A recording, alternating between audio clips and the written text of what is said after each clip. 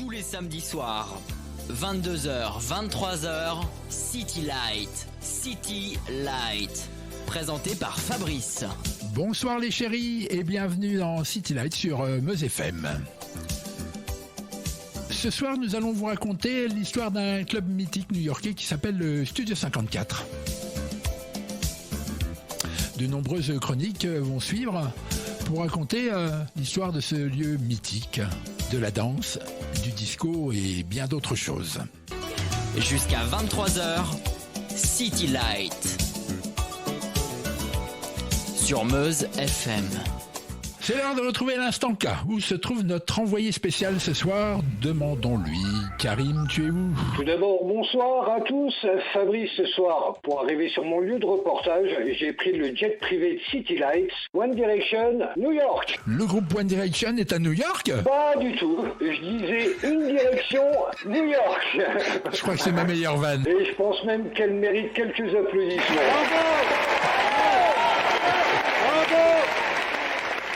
Il va vraiment falloir que nous regroupions les reportages. Tes voyages me coûtent une fortune en ce moment. Fabrice, ça serait vraiment une très bonne chose avec tous ces allers-retours outre-Atlantique. Je ne te cache pas qu'en ce moment, je suis un peu en décalage horaire. Je suis vraiment coupé, décalé.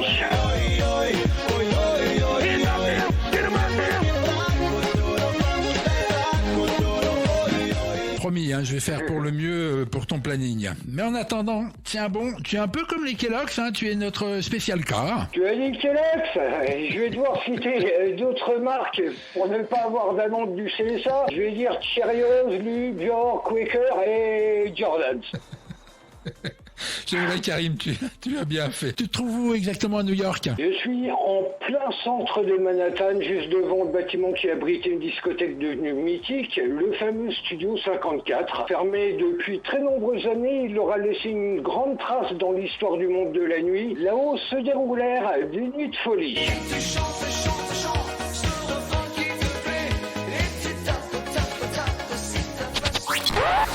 Ce soir, je vais vous parler d'une anecdote qui se réfère au Studio 54. Nous allons évoquer l'histoire d'un tube planétaire qui fut composé grâce à une mésaventure arrivée à la porte de cette discothèque. Mais quelle est donc cette chanson? Je ne sais pas du tout, Karim. Donne-nous un petit indice sonore. Petit indice sonore. Allons-y. Au départ, la création de cette chanson, c'est avant tout une histoire de vengeance. Le soir du 31 décembre 1977, 8 mois après l'ouverture du Studio 54, Neil Rogers, le guitariste du groupe Chic et son compère bassiste Bernard Edwards, furent refusés à l'entrée par les portiers de la discothèque. Invités par Grace Jones, ils ne purent jamais entrer dans le nightclub car elle avait omis de prévenir le personnel de sécurité de la discothèque. Leur chanson Le Fric a été composée suite à cette malheureuse mésaventure de soirée. Nous étions tellement énervés après ce qui s'était passé, c'était le Studio 54, on est rentré chez moi, on a branché nos instruments et on a commencé à jouer, expliquait Neil Rogers récemment. Cette mésaventure leur inspira le soir même leur tube planétaire, Le Fric, dont les paroles étaient à l'origine beaucoup plus offensives que celles finalement enregistrées à Fuck Off, Fuck Studio 54, au lieu du désormais légendaire à Freak Out, Le Fric, c'est chic. Joueurs, ils invitaient quand même dans leur chanson modifiée le commun des mortels à tenter sa chance à la porte d'entrée en descendant à ce nightclub. Just Come Down, c'est 54. Le Fric deviendra un succès planétaire. Autre anecdote plutôt drôle, Neil Rogers fut remercié par Nelson Mandela qui avait cru entendre dans le refrain « L'Afrique, c'est chic ».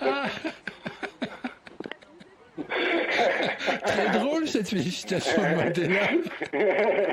Très très drôle. Faute de temps, je ne vais pas pouvoir énumérer toutes les anecdotes de ce sulfureux nightclub qui a reçu beaucoup de visiteurs dans ses murs. Les plus inattendus d'entre eux étaient sûrement une armada de policiers intervenant pour une très impressionnante perquisition qui eut lieu dans la nuit du 31 décembre 1979, révélant une fraude fiscale chiffrée à 2,5 millions de dollars de l'époque et la distribution de toutes sortes de drogues aux personnel et aux clients. Steve Rubel et Jens Schrager, les deux patrons, sont arrêtés et contraints à la fermeture. Cela met fin aux 33 mois les plus fous de l'histoire des discothèques. Les deux protagonistes écope de 13 mois de prison. Plus tard, sont retrouvés $1 million en liquide et une importante quantité de cocaïne à l'intérieur des murs du célèbre club new-yorkais. Les deux patrons seront néanmoins autorisés à organiser une dernière soirée. Elle aura lieu le 4 février 1980. Suite de l'histoire, le studio 54 est racheté pour $4,5 millions par Mark Fleischmann, un riche propriétaire détenant déjà de très nombreux restaurants et dancing aux États-Unis. Grâce à lui, le studio 54 est de nouveau ouvert le 12 septembre 81. Steve Rubel est d'ailleurs embauché comme directeur artistique. Cependant, les temps ont changé, la folie du disco est passée, l'âme du studio 54 s'est évaporée, le succès n'est plus au rendez-vous du fait d'une forte concurrence entre discothèques. La fameuse magie avait disparu. Le studio 54 ferme définitivement ses portes en 1986. Une fermeture administrative et judiciaire qui marqua les derniers jours du disco. T'es vraiment un petit malin, Fabrice. Tu rebondis sur un autre film de ton émission, Les derniers jours du disco. Je comprends mieux le sens de ta nouvelle rubrique à présent. Karim, tu as tout compris. Avoir de nouvelles idées de rubriques, quand on les a avec des collaborateurs intelligents, n'est vraiment pas du travail, plutôt du plaisir. Mais merci beaucoup pour ton intervention, c'était vraiment très intéressant. Bon retour et rendez-vous la semaine prochaine, Karim. Si tu la continue en compagnie de Fabrice, excellente fin de soirée à tous sur Meuse FM. Jusqu'à 23h, City Light. Sur Meuse FM. Dans l'appel à un DJ, ce soir, nous avons au téléphone Dominique. Bonsoir Dominique, comment vas-tu ? Moi, ça va bien. Salut Fabrice. Alors, tu es un ancien DJ et tu as même travaillé avant moi, c'est-à-dire avant 79. Tu peux nous raconter un peu, justement, cette période avant 79 où tu étais à Verdun ?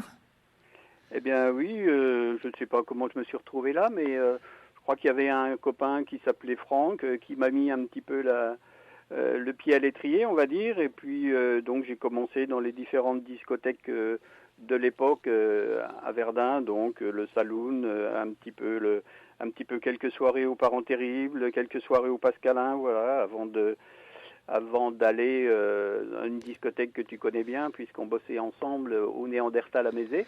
Ah oui, le Néandertal, oui, c'était vraiment dans un tout petit village, un peu avant Saint-Miel. Voilà, c'est ça. Et puis ensuite, au gré de mon boulot, j'ai plus ou moins arrêté. Et puis, à un moment donné, j'ai repris à une discothèque qui s'était créée en 84-85, quelque chose comme ça, qui était donc le Secret, donc qui était en remplacement du Café du Théâtre, juste à côté du théâtre à Verdun. Ah oui, d'accord, donc pas loin du Saloon que tu me parlais tout à l'heure. Voilà, tout à fait. Et donc là, j'ai été embauché là, on va dire, quelque part, et depuis la création de la discothèque jusqu'à quasiment sa fermeture. Donc c'est moi qui étais le DJ où j'y bossais du jeudi au dimanche en plus de mon boulot. Alors, qu'est-ce que tu programmais dans ces années-là ? T'as des titres qui te reviennent encore ? Oh ben oui, c'était du genre Chic, le Fric par exemple, un peu de Michael Jackson ou du Diana Ross, du Barry White et du Gloria Gaynor, Never Can Say Goodbye par exemple. Ah oui. Après c'était l'époque aussi de Donna Summer, Cassie and Sunshine Band, Amy Stewart, et bien sûr les incontournables maintenant qu'on peut retrouver dans toutes les animations, parce qu'aujourd'hui je continue un petit peu dans les animations de soirées d'ensemble, de mariage, d'anniversaire, etc., du style incontournable Village People, Boney M, Earth, Wind and Fire, des choses comme ça, du Claude François, Oui. du Patrick Juvet, du Sheila Bay Devotion. Oui, tous les goals qu'on ressort, en fait, tu les as mis en nouveauté, grosso modo. Voilà, quelque part, ouais, c'est ça. Ah, c'est génial. Le Secret, alors tu me dis, c'était dans la rue, tu nous parles un peu de cet endroit, c'était grand, c'était comment ? Oh non, c'était une petite discothèque, tu pouvais mettre, 150 personnes peut-être dedans. Ah oui, alors qu'au Néandertal, on réussissait à mettre pas mal de monde quand même, je me souviens. Ouais, un peu plus, effectivement, c'était un peu plus grand, oui, il y avait plus de place. Le Secret, c'était plus intimiste, et puis c'était un petit peu les gens de la nuit qu'on retrouvait là. Tu n'es pas resté sur Verdun ? Comment ? Tu n'es pas resté sur Verdun ? Non, après, donc, par rapport à mon boulot, moi je suis parti de Verdun en 86 pour repartir dans le coin de Belfort, la Suisse, quoi. Tu as continué à mixer ? Donc, pas en tant que DJ, non. J'ai mixé, si tu veux, un peu dans des dans des radios locales. Ah oui, d'accord, tu as fait de la radio aussi alors. Voilà, j'ai fait plusieurs radios locales où je faisais des présentations. Je me souviens par exemple d'une émission que j'avais fait sur la vie artistique du groupe Genesis, avec ponctué de tous des extraits des différents albums. On avait fait ça sur plusieurs soirées, des choses comme ça. Un immense groupe, hein. Tes soirées, quoi, en gros. Ouais, un immense groupe Genesis, entre parenthèses, avec deux super chanteurs, hein, Phil Collins, Peter Gabriel. Ouais. C'est quelque chose. En parlant musique, réellement musique, avant qu'on se quitte, qu'on se dise au revoir, et ça m'a fait énormément plaisir de t'avoir au téléphone, Dominique, parce que faut que les gens sachent, hein, depuis les années 80, c'est pas revu, quoi. Hein. Donc, pas du tout, non. c'est fou quand même. Quel morceau? Ouais, mais c'est génial.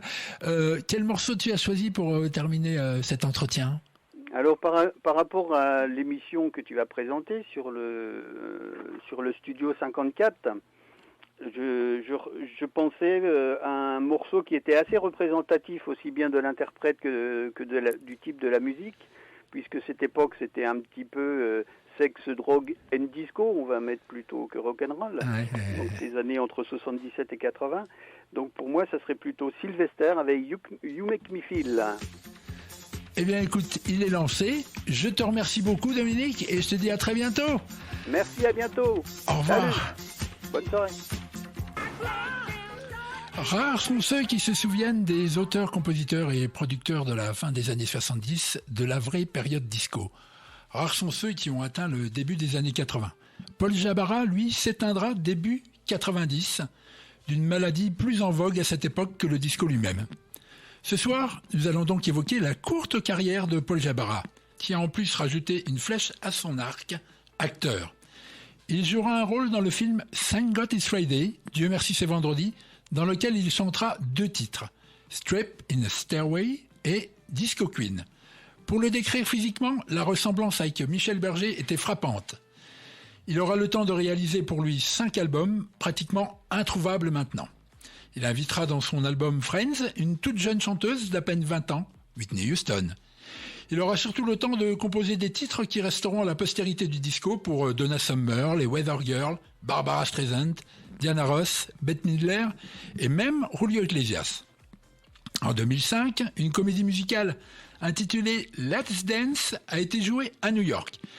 Elle était assemblée de chansons disco bien connues de Paul Jabara et racontait l'histoire d'un adolescent moderne qui remonte dans le temps pour passer une nuit au Studio 54. Difficile de gagner plus d'infos sur un artiste à la carrière si courte malheureusement. Dans les années 70, je n'étais plus au Studio 54, mais plutôt dans un studio, dans le 55. City Lights jusqu'à 23h sur Meuse FM. Nous avons Mickaël au téléphone. Salut Mickaël, comment tu vas? Salut Fabrice, ça va et toi? Ça va, je te remercie. Alors toi, tu étais DJ après moi, hein, on est en Dertal. C'est-à-dire tout à l'heure, j'ai eu un DJ qui était avant moi. Toi, tu étais après moi. Raconte-moi un peu cette aventure. C'est ça, oui. C'est la toute première boîte de nuit où j'ai travaillé en fait. Fin de mon adolescence, je devais avoir presque une vingtaine d'années, je pense.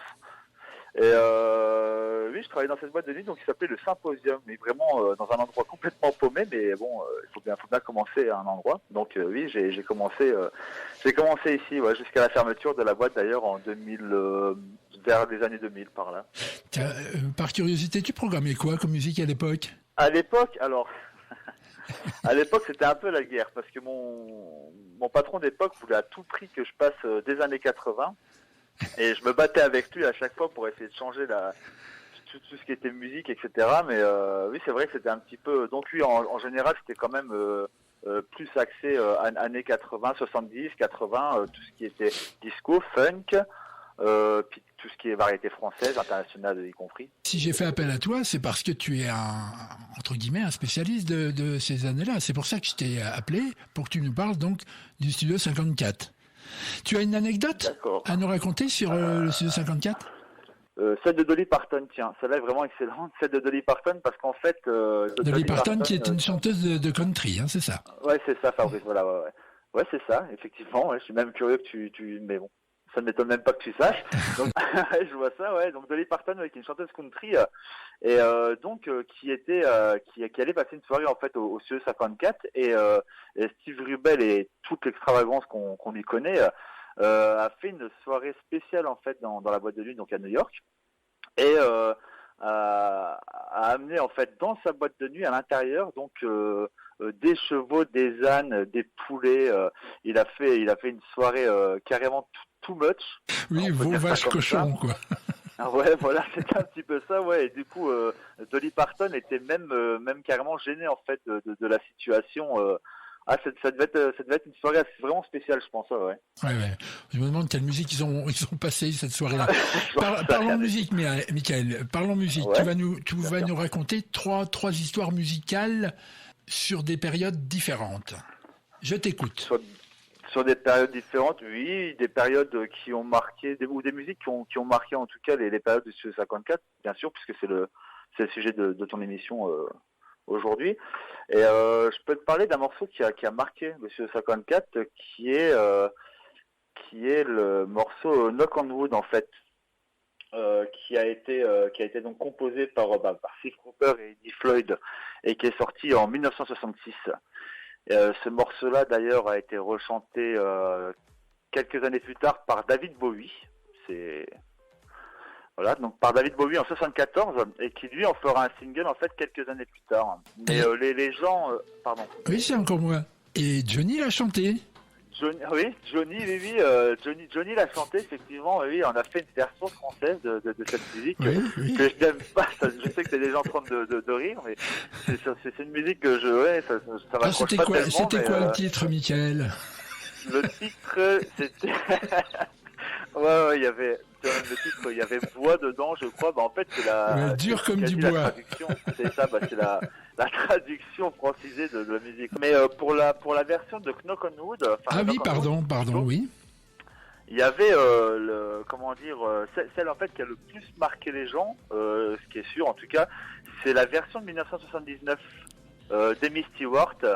Et qui la glissera d'ailleurs dans le top 1 des charts américains de l'époque, pour clore le sujet sur cette musique. Les deux autres histoires, ce sera, je vais te parler du légendaire groupe Earth, Wind & Fire, qui sort d'ailleurs en 1978, le titre Fantasy, qui sera lui repris par le groupe Black Box en 1990, et qui sera chanté par Martha Wash, donc la chanteuse du groupe, qui interpréta en fait les musiques du groupe Black Box de 89 à 92 environ, quoi.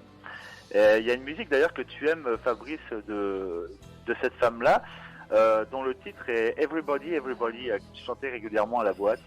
Oui, tout à fait. On écoute Earth, Wind & Fire et on se retrouve juste après. Ça marche. Michael, tu es toujours là?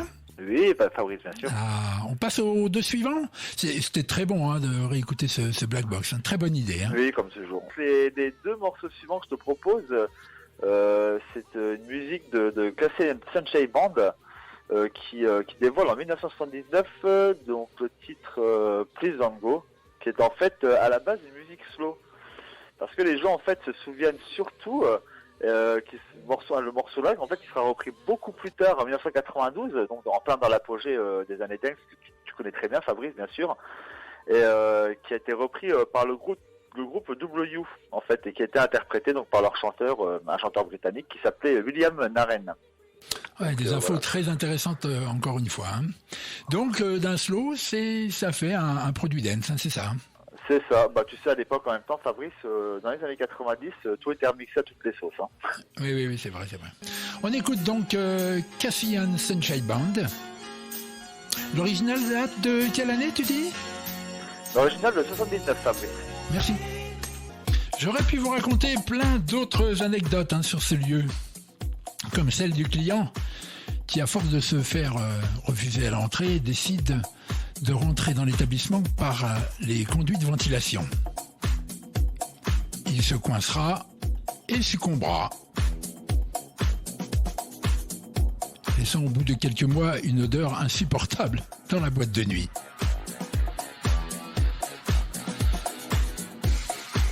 J'aurais pu vous raconter aussi comment la direction a une idée incroyable, celle de remplir des ballons de cocaïne. Bien sûr, en éclatant, ils déversent la drogue sur la clientèle. Ce qui fera dire aux gens plus tard, il y a de la drogue au 654 comme s'il en pleuvait.